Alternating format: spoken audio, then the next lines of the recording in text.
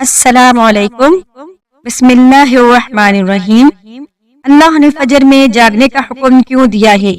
سائنسدانوں کی یہ ریسرچ آپ کو ہلا کر رکھ دے گی۔ سائنسدانوں نے فجر کی نماز کے وقت پر ریسرچ کی کہ صبح کے وقت جاگنے سے کیا ہوتا ہے، تو تحقیق میں جو معلوم ہوا سن کر آپ کبھی بھی فجر کی نماز نہیں چھوڑیں گے۔ اور حضور صلی اللہ علیہ وسلم نے کیوں فرمایا تھا کہ اس کی فضیلت جان لیتے تو نماز کبھی بھی نہ چھوڑتے۔ اللہ کے احکام کو بجا لانے اور ممنوعات سے اجتناب برتنے کا نام بندگی و عبادت ہے۔ اسلام کے نزدیک عبادت کا مفہوم نہایت وسیع ہے۔ اسلام کا مطالبہ ہے کہ انسان کی پوری زندگی عبادت سے عبارت ہو، وہ اس طرح زندگی بسر کرے کہ اس کا ہر کام عبادت میں شمار ہو، اور اس کا واحد طریقہ یہی ہے کہ وہ اللہ کے بتائے ہوئے طریقے کے مطابق زندگی گزارے، ہر بات میں حکم الہی کو پیش نظر رکھے۔ اسلام اس بڑی عبادت کے لیے انسان کو جن ذرائع سے تیار اور اس کی تربیت کرتا ہے، عرف عام میں انہیں عبادت کہا جاتا ہے، لیکن دراصل یہ تمرینات عبادت ہیں۔ انہیں ارکان اسلام بھی اسی وجہ سے کہا جاتا ہے کہ اسلام کی عمارت انہی ستونوں پر قائم ہے۔ ارکان اسلام میں نماز سرفہرست اور پہلے نمبر پہ ہے۔ ان تمام عبادت میں نماز کو جو اہمیت و فضیلت حاصل ہے وہ کسی بھی صاحب ایمان اہل نظر سے پوشیدہ نہیں ہے۔ نماز کی اہمیت کا اندازہ اس بات سے لگائیں کہ قرآن کریم کے ہر پیغام میں صلاۃ یعنی نماز کا لفظ حرف جلی میں موجود ہے۔ ایمان کے بعد سب سے اہم رکن جس کا مطالبہ اہل اسلام سے کیا گیا ہے وہ نماز ہی ہے۔ نماز مسلمانوں کی دینی پہچان اور امتیازی نشان ہے۔ یہی وجہ ہے کہ قرآن و حدیث میں اس کی ادائیگی پر بہت زیادہ زور اور ترک پر وعید موجود ہے۔ فرمان نبی صلی اللہ علیہ وآلہ وسلم نے نماز کی دین میں وہی اہمیت ہے جو انسانی جسم میں سر کی ہے۔ مومن اور کافر کے درمیان امتیاز کرنے والی چیز نماز ہے، لہذا جس نے اسے چھوڑا اس نے کفر کیا۔ جامع ترمذی۔ اس وعید سے اندازہ لگایا جا سکتا ہے کہ اسلام میں نماز کی اہمیت کیا ہے۔ جو چیز جس قدر اہم اور ضروری ہوتی ہے اس کی وجہ آوری پر اجر و ثواب بھی اسی قدر زیادہ ملتا ہے۔ چنانچہ نماز کا ثواب بھی اس قدر ہے کہ انسان اس کا تصور بھی نہیں کر سکتا۔ لیکن 5 وقتہ نمازوں میں فجر کی نماز کی اہمیت و فضیلت سب سے نمایاں ہے، اور اس کی ادائیگی پر اجر و ثواب بھی دیگر 4 نمازوں سے زیادہ ہے۔ اس کی وجہ یہ ہے کہ فجر کے وقت دنیا نیند کی آغوش میں محو استراحت ہوتی ہے اور خواب خرگوش کے مزے لے رہی ہوتی ہے۔ لوگوں پر غفلت اور سستی کی چادر تنی ہوتی ہے۔ ایسے میں نرم و گرم آرام دہ بستر کو چھوڑ کر اللہ اطاعت و محبت میں بارگاہ الہی میں سجدہ ریز ہونا بڑا اور مشقت اور نفس کو زہر کرنے جیسا مشکل کام ہے۔ اللہ تعالیٰ کی سنت یہ ہے کہ بندے کو جس نیکی کے کرنے میں مشقت زیادہ ہو اور نفس و شیطان سے لڑائی لڑنی پڑے، اللہ اس پر زیادہ اجر و ثواب عطا کرتا ہے، چاہے وہ نیکی کتنی ہی چھوٹی کیوں نہ ہو۔ قرآن و حدیث سے بھی نماز فجر کی قرات و تلاوت قرآن کی اہمیت جاگر ہوتی ہے، جس سے فجر کے وقت نماز فجر کی اہمیت کا پتہ چلتا ہے۔ سورہ بنی اسرائیل میں فرمایا ہے، فجر کا قرآن بے شک فجر کی نماز میں پڑھا جانے والا قرآن محسوس و محشود ہو کر سامنے آ جاتا ہے۔ یعنی اگر فجر کی نماز میں پڑھا جانے والا قرآن اگر سمجھ کر بغور پڑھا جائے یا سنا جائے تو وقت فجر کے تمام انوار و تجلیات اور قرآنی فیوز و برکات متشکل ہو کر اللہ کے وجود اور اس کی وحدانیت کی گواہی دیتے محسوس ہوتے ہیں۔ احادیث نبوی سے بھی نماز کی اہمیت و فضیلت و نورانیت کا پتہ چلتا ہے۔ آپ صلی اللہ علیہ وآلہ وسلم نے فرمایا کہ فجر کی 2 رکعات سنتیں دنیا اور دنیا کی ہر چیز سے افضل ہیں۔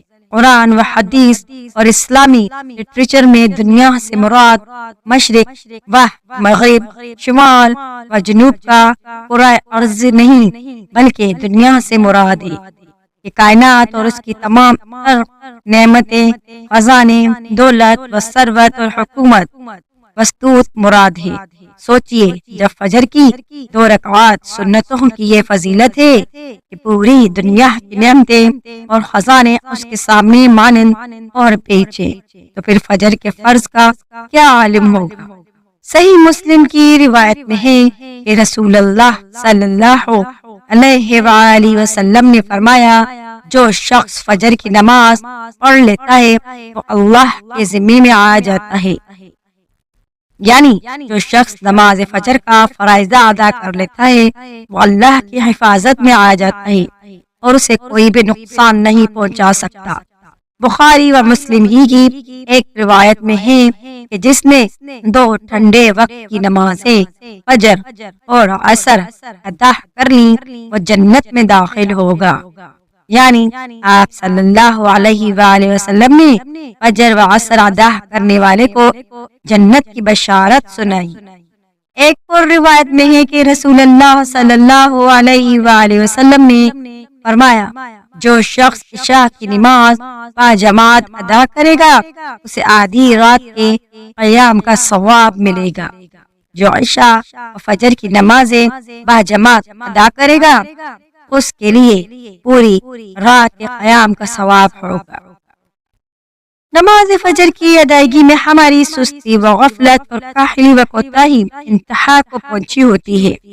کوئی بھی موسم ہو، بقیہ 4 نمازوں کے مقابلے میں فجر میں نمازی بہت کم تعداد میں ہوتے ہیں۔ یہی حال گھروں میں خواتین کی نماز فجر کا ہے۔ فجر ہے وہ اہتمام نہیں ہوتا جو بقیہ 4 نمازوں کی ادائیگی میں ہوتا ہے۔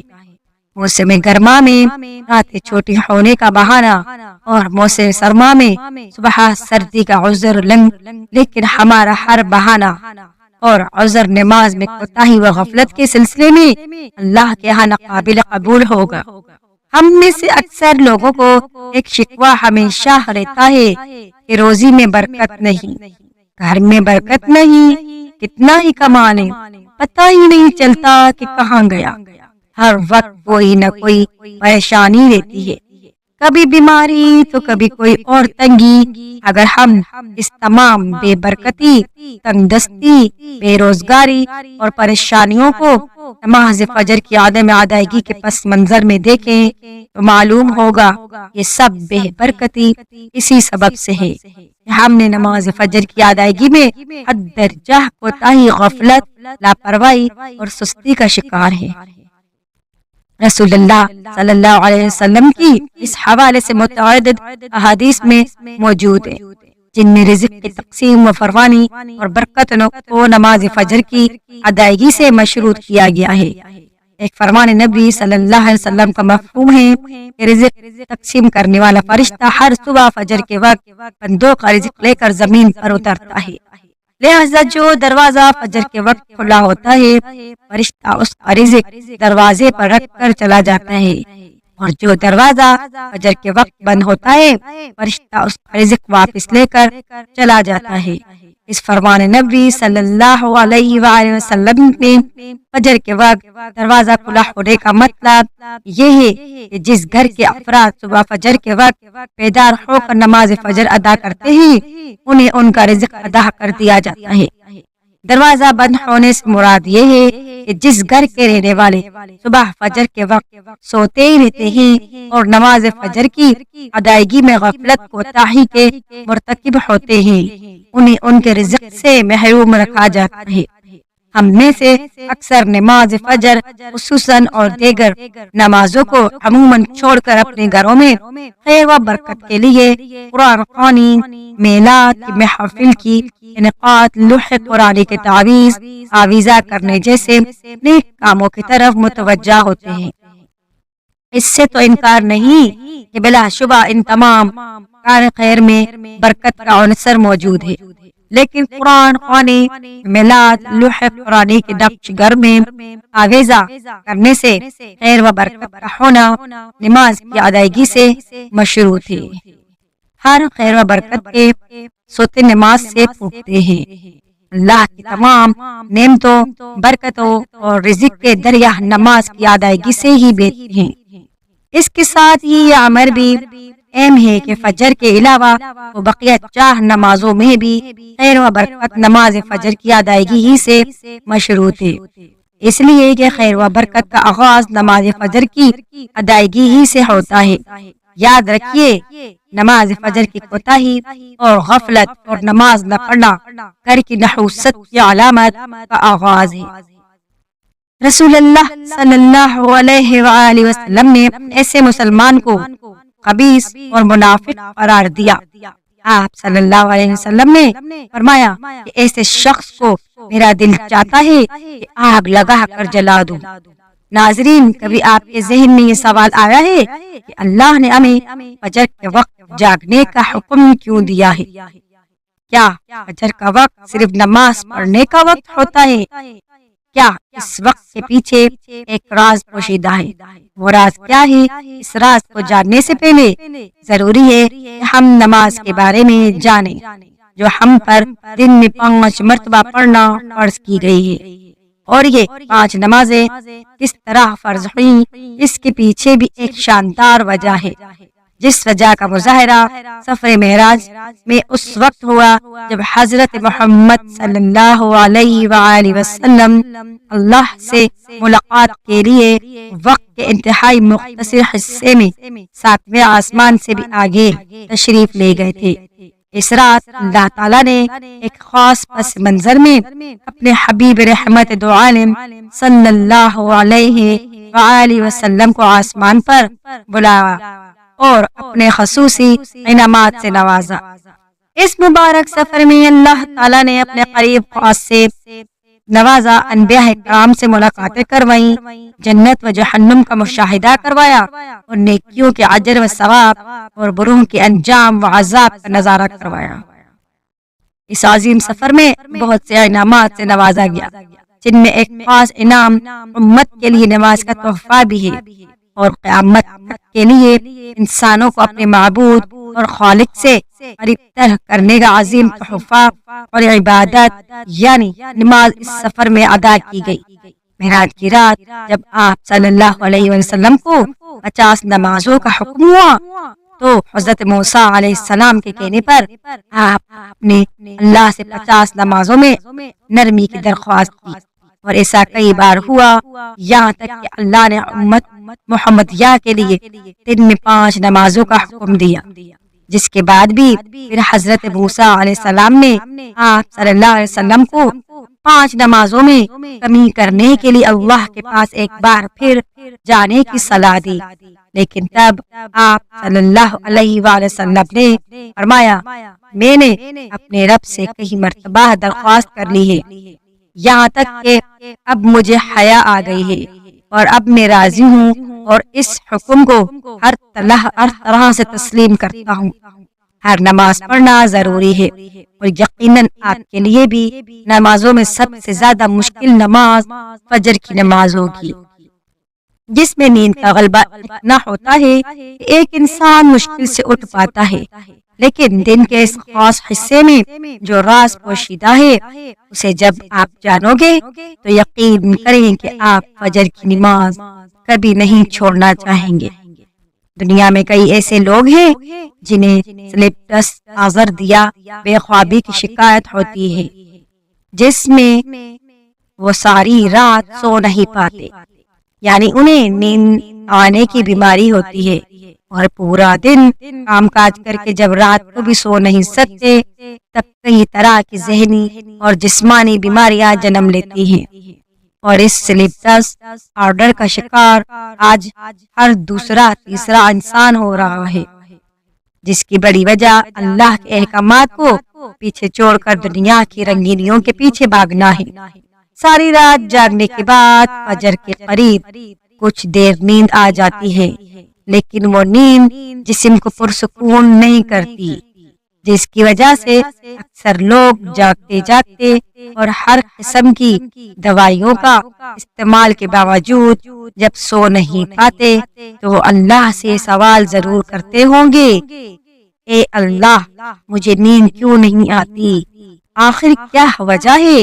بہت کم لوگ ہوتے ہیں جو اس کیفیت میں اپنے اندر پیدا ہونے والی اس آواز کو سن پاتے ہیں، جس میں ان سے کہا جاتا ہے کہ بستر سے نکلو، نماز پڑھو، اللہ کا ذکر کرو، اور یقین کریں جو لوگ اس آواز کو سن پاتے ہیں اور اس آواز پر عمل کرتے ہیں انہیں تا حیات ابھی بھی سلیپ ڈسٹ آرڈر کی شکایت نہیں ہوگی۔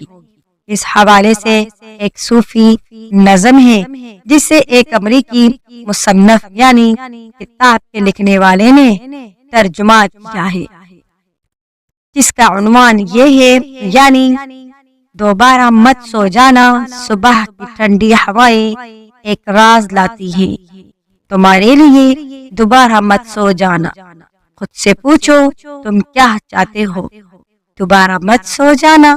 لوگ دروازے کی چوکھٹ سے آ جا رہے ہیں، جہاں سے دو دنیایں ملتی ہیں، وہ دروازہ گول اور کھلا ہے، دوبارہ مت سو جانا۔ اس نظم میں بیان کردہ دروازہ ہماری دنیا اور اس دوسری دنیا کا ہے، جہاں سے فرشتے ہر صبح اور شام کو اترتے ہیں، جن کا ذکر اس حدیث پاک میں ملتا ہے جس میں آپ صلی اللہ علیہ وسلم نے فرمایا کہ رات اور دن میں فرشتوں کی ڈیوٹی بدلتی رہتی ہے، اور فجر اور عصر کی نماز میں ڈیوٹی پر آنے والے فرشتے اور جانے والے فرشتے ایک دوسرے سے ملتے ہیں، پھر تمہارے پاس رہنے والے فرشتے جب اوپر چڑھتے ہیں تو اللہ تعالیٰ پوچھتا ہے، حالانکہ وہ ان سے بہت زیادہ بندوں کے متعلق جانتا ہے، کہ میرے بندوں کو تم نے کس حال میں چھوڑا، تو وہ جو اب دیتے ہیں تو وہ جواب دیتے ہیں کہ ہم نے جب ان کو چھوڑا تو وہ فجر کی نماز پڑھ رہے تھے، اور جب ان کے پاس گئے تب وہ عصر کی نماز پڑھ رہے تھے۔ فجر اور عصر کی نمازوں کے اوقات میں سونے سے منع کرنے کے پیچھے بھی ایک بڑی وجہ یہ ہے، اور وہ یہ ہے کہ سائنس کہتی ہے کہ صبح سورج طلوع ہوتے ہی وقت اور شام کو غروب ہونے سے پہلے سونا نہیں چاہیے، کیونکہ صبح کے وقت زمین پر آکسیجن بہت زیادہ مقدار میں ہوتی ہے، جس وقت ماحول تر و تازہ ہوتا ہے، اور یہ آکسیجن آپ کو دن بھر فٹ رکھنے کے لیے انتہائی ضروری ہوتی ہے، تو جو اس وقت سو جاتا ہے تو وہ اس تازہ آکسیجن سے محروم رہ جاتا ہے، اور عصر کے وقت زمین پر آکسیجن کی کمی ہو جاتی ہے، تو اگر کوئی سو جاتا ہے اس کو آکسیجن کی کم مقدار ہی مل پاتی ہے، جس کی وجہ سے جب وہ جاگتا ہے تو اس کے سر میں درد اور طبیعت بوجھل ہو جاتی ہے، اور یہی بڑی وجہ ہے کہ دین اسلام میں ان دونوں اوقات میں سونے سے منع فرمایا گیا ہے۔ رسول کریم صلی اللہ علیہ وآلہ وسلم نے فرمایا، طلوع شمس سے پہلے اور غروب شمس سے پہلے نماز ادا کرنے والا جہنم میں ہرگز داخل نہیں ہوگا۔ نماز فجر کے بارے میں ایسے بے شمار فضائل اور بھی ہیں جن کو ہم نہیں جان سکتے۔ اگر انسان ان کو جان لے تو کبھی کوتاہی نہ کرے۔ رسول کریم صلی اللہ علیہ وآلہ وسلم کا فرمان ہے، اگر وہ لوگ عشاء اور فجر کی فضیلت کے بارے میں جان لیں تو وہ ضرور بالضرور ان نمازوں میں حاضر ہوتے جائیں گے۔ ان کو خود کو گھسیٹتے ہوئے ہی آنا پڑے۔ آپ خود اندازہ کیجئے کہ ایک طرف ان دونوں نمازوں کی اتنی فضیلت و اہمیت ہے اور دوسری طرف ان کی ادائیگی میں کتنی سستی اور لاپرواہی بڑھتی جاتی ہے۔ اللہ تعالی ہم سب کو 5 وقت نماز پڑھنے کی توفیق عطا فرمائے اور ہمارا خاتمہ بالخیر فرمائے، آمین ثم آمین۔ ناظرین، کمنٹ باکس میں اللہ تعالیٰ کے 99 ناموں میں سے ایک نام ضرور ٹائپ کیجیے گا۔ شکریہ، اللہ حافظ۔